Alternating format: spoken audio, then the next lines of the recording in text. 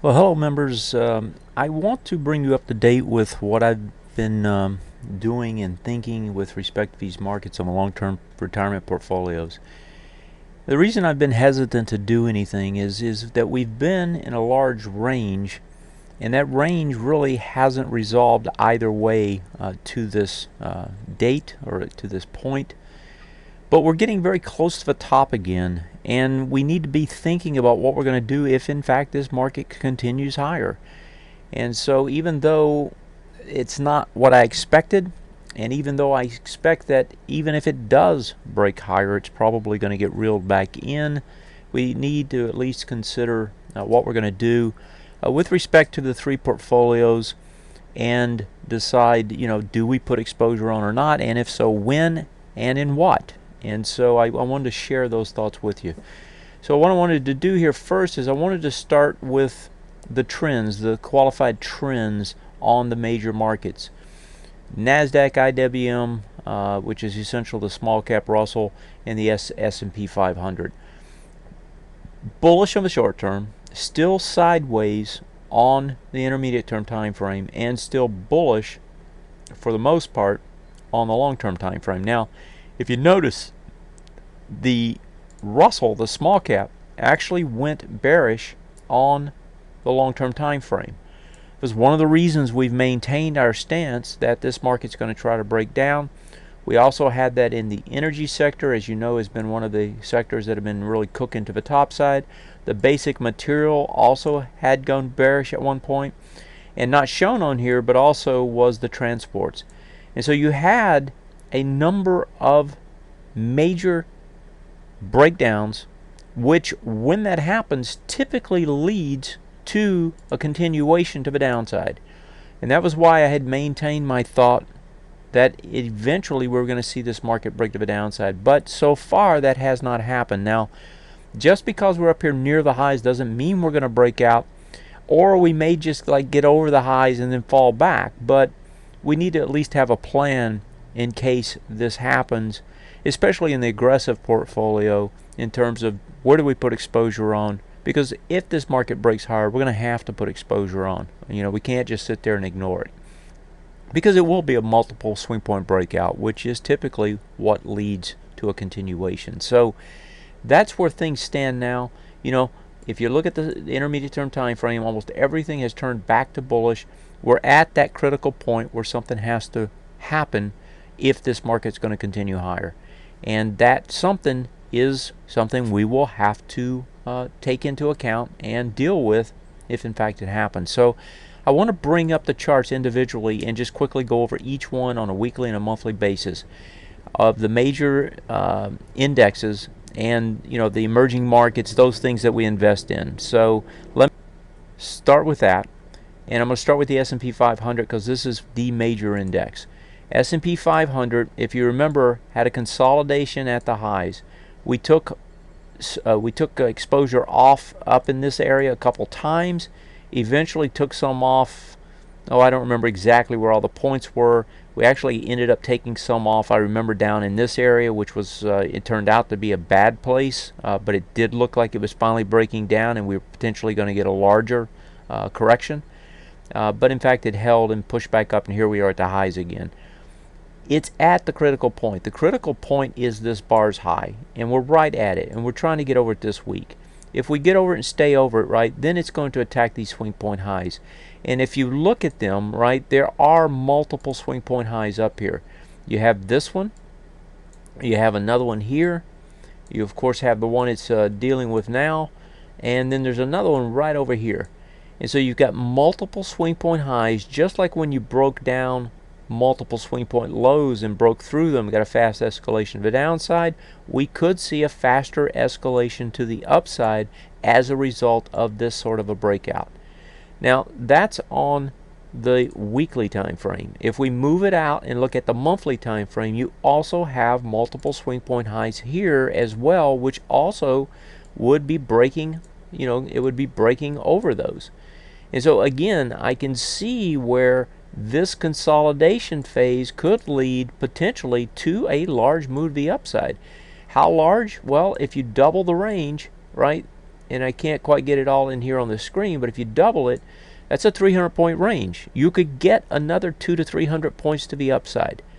That's the kind of move that could take place. And so we simply can't ignore that and say, oh, it's not going to happen if this thing breaks out. So we will have to put exposure on. That's on the S&P 500. Now, if you go to what was strongest last year and what was holding the charts up, even when the S&P was trying to break down, that was the NASDAQ.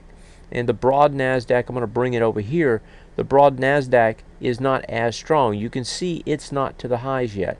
It's dealing with this breakdown bar, and once it gets over it, it has the other one at the top. And so when I said if this market, when I said it at the beginning of the show here, if this market breaks higher, my expectation is it's going to fail and get pulled back in. That's because this index is the one you want to lead, and it's not leading. And so that high, if it gets over, if the S&P breaks out, this one will get over this high, which is 49.26. This is on the NASDAQ composite. We're at 49.61 now. If we close up there, we'd be over it. Then it's going to have to get over this one, 51.75. I think that's going to be a struggle. That's why I believe that even if the S&P breaks out, it probably will retrace.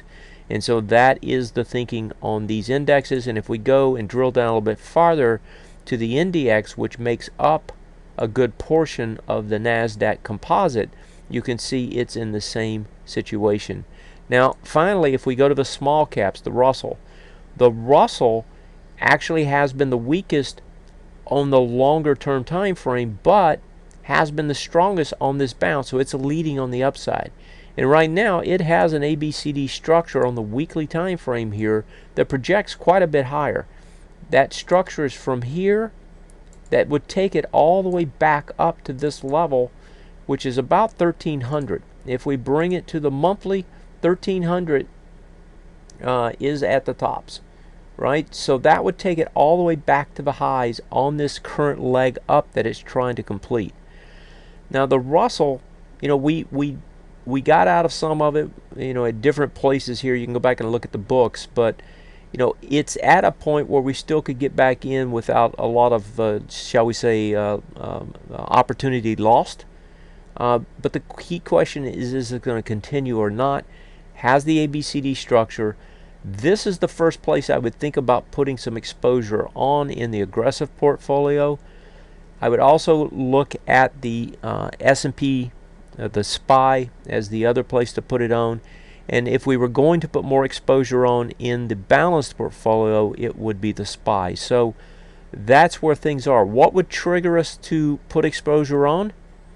A break over that key level on the SPY and the S&P. Let me bring it back up here, which is the 2103 number, which is this. So if we stay over this and attack these highs,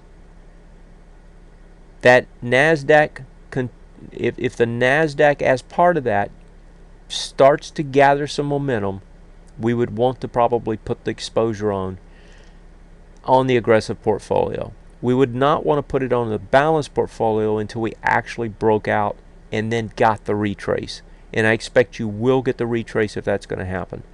So the aggressive portfolio, we'd probably start out with some of the Russell and start out with a little bit of the S&P 500, the SPY, in moderate amounts, but at least put some of the exposure back on.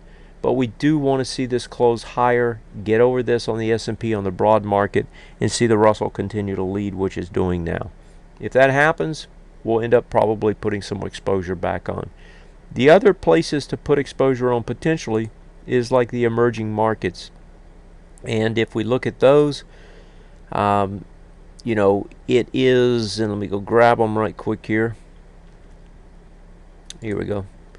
If we bring the emerging markets over, we can see a push back up to these highs. If you remember, and I'd have to bring up the monthly at this point to show you. If you remember, when we started breaking down under all these lows, we exited that trade that we had going on at the time. We'd tried to put some exposure on here on the range trade, thinking it would probably hold. It didn't. We got out. We're still below those levels, but the emerging markets will have all this, swing point lows, all the resistance in that area. The sellers who have held on all this time, of course, want to break even, so that would be where we'll want to sell. What we'd want to do is see the emerging markets move up, back down, and then probably try to take some of those if we were going to put it in the aggressive portfolio. So emerging markets, not particularly interesting quite yet. European markets, I don't think are that interesting. I think they probably have more risk than the others. They too were a market that we had looked at if we go to the monthly, and they're still in this big range. They're just not that interesting because of the dollar situation with the euro. The dollar just looks like we cannot raise rates, which is going to continue to put pressure on the dollar, which is not going to help the European markets. It will end up increasing the euro's value. If we look at the bonds, we can look at the investment grade corporate bonds. Not looking too bad. Nice big run here. Of course, if the market's strong, these typically do well. They've had a nice run. They might be a candidate to think about again over in the conservative portfolio. And if we look at the bonds themselves have performed much better than anybody expected and continued me, and they're going back up to hit the highs again. And so bonds have done much better, but the risk here is so much greater than the reward that it just doesn't make sense to try to trade the bonds. You just trade something shorter term.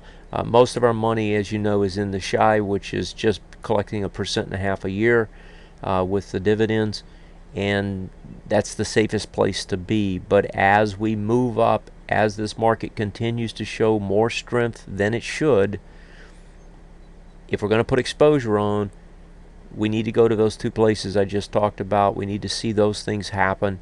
We're at the verge of those things happening, which is why I'm doing this update. So you may see us make a move to add some exposure back here in the coming days or weeks. That's an update of where we're at, what my thoughts are. I don't want to put the exposure on unless it really looks like we're going to break out. And we can inch into a little bit, but we want to save the most for a breakout retrace by the retrace if it holds. That's it. Thanks. Take care. Goodbye.